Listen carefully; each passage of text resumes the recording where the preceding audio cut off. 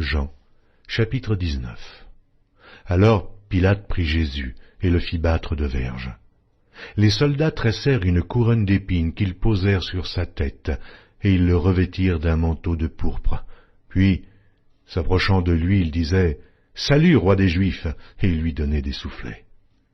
Pilate sortit de nouveau et dit aux Juifs « Voici, je vous l'amène dehors, afin que vous sachiez que je ne trouve en lui aucun crime. » Jésus sortit donc, portant la couronne d'épines et le manteau de pourpre, et Pilate leur dit « Voici l'homme. » Lorsque les principaux sacrificateurs et les huissiers le virent, ils s'écrièrent « Crucifie! Crucifie !» Pilate leur dit « Prenez-le vous-même et crucifiez-le, car moi, je ne trouve point de crime en lui. » Les Juifs lui répondirent « Nous avons une loi, et selon notre loi, il doit mourir, parce qu'il s'est fait fils de Dieu. » Quand Pilate entendit ces paroles, sa frayeur augmenta.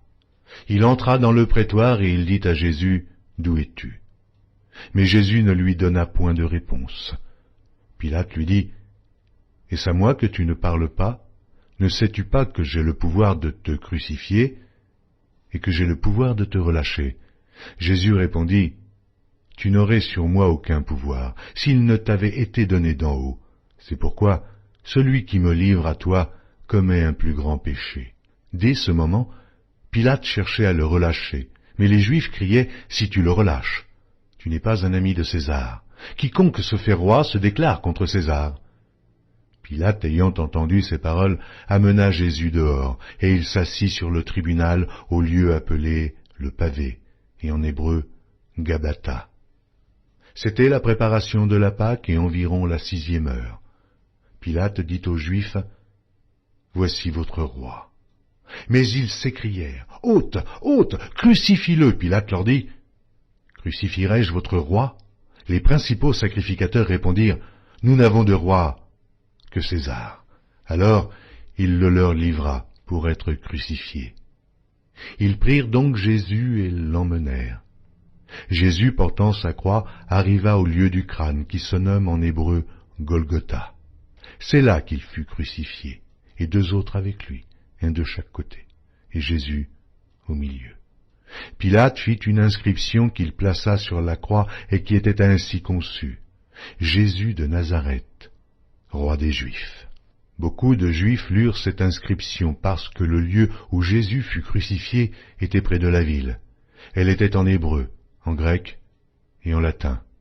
Les principaux sacrificateurs des Juifs dirent à Pilate, « N'écris pas roi des Juifs, mais écris qu'il a dit, je suis roi des Juifs. » Pilate répondit, « Ce que j'ai écrit, je l'ai écrit. » Les soldats, après avoir crucifié Jésus, prirent ses vêtements et ils en firent 4 parts, une part pour chaque soldat. Ils prirent aussi sa tunique qui était sans couture, d'un seul tissu, depuis le haut jusqu'en bas, et ils dirent entre eux, « Ne la déchirons pas, mais tirons au sort, à qui elle sera. » Cela arriva afin que s'accomplisse cette parole de l'Écriture. Ils se sont partagés mes vêtements, et ils ont tiré au sort ma tunique. Voilà ce que firent les soldats.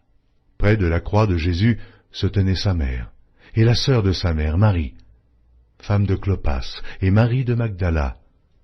Jésus, voyant sa mère et auprès d'elle le disciple qu'il aimait, dit à sa mère, « Femme, voilà ton fils. » Puis il dit au disciple, « Voilà ta mère. » Et dès ce moment, le disciple la prit chez lui. Après cela, Jésus, qui savait que tout était déjà consommé, dit, afin que l'écriture fût accomplie, « J'ai soif. » Il y avait là un vase plein de vinaigre. Les soldats en remplirent une éponge et, l'ayant fixée à une branche d'hysope, ils l'approchèrent de sa bouche. Quand Jésus eut pris le vinaigre, il dit, « Tout est accompli. » Et baissant la tête, il rendit l'esprit. Dans la crainte que les cornes restassent sur la croix pendant le Shabbat, car c'était la préparation et ce jour de Shabbat était un grand jour, les Juifs demandèrent à Pilate qu'on rompît les jambes au crucifié et qu'on les enlevât. Les soldats vinrent donc et ils rompirent les jambes au premier, puis à l'autre, qui avait été crucifié avec lui. S'étant approchés de Jésus et le voyant déjà mort, ils ne lui rompirent pas les jambes. Mais un des soldats lui perça le côté avec une lance, et aussitôt il sortit du sang et de l'eau. Celui qui l'a vu en a rendu témoignage, et son témoignage est vrai. Et il sait qu'il dit vrai, afin que vous croyiez aussi. Ces choses sont arrivées afin que l'Écriture fût accomplie. Aucun de ces os ne sera brisé. Et ailleurs, l'Écriture dit encore, ils verront celui qu'ils ont percé. Après cela, Joseph d'Arimathée, qui était disciple de Jésus, mais en secret, par crainte des Juifs, demanda à Pilate la permission de prendre le corps de Jésus, et Pilate le permit. Il vint donc et prit le corps de Jésus.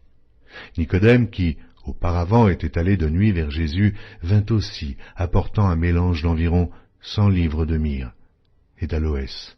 Il prit donc le corps de Jésus, et l'enveloppèrent de bandes avec les aromates, comme c'est la coutume d'ensevelir chez les Juifs.